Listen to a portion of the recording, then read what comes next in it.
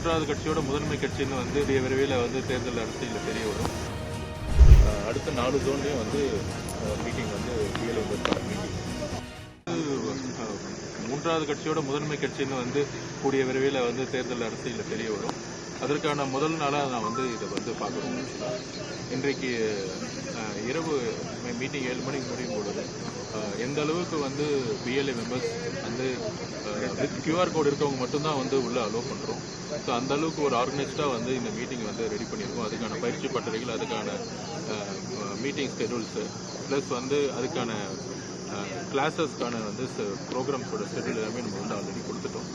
So ப்ராப்பராக வந்து பயிற்சிகள் முடிஞ்ச பிறகு அதுக்கான அப்டேட்ஸ் வந்து மீடியா மூலியமாக தெரிவிக்கும். எது போன்ற பயிற்சிகள் இன்னைக்கு இருக்கும் அப்படின்ற மாதிரி ஏதாவது இல்லை, தலைவர் அவர்கள் வந்து கிட்டத்தட்ட 69,300 பூத்துக்கு மேலே இருக்குது தமிழ்நாட்டில். ஸோ அது ஃபுல்லாகவே வந்து பயிற்சி வந்து வந்து உறுதியாக இருக்குது.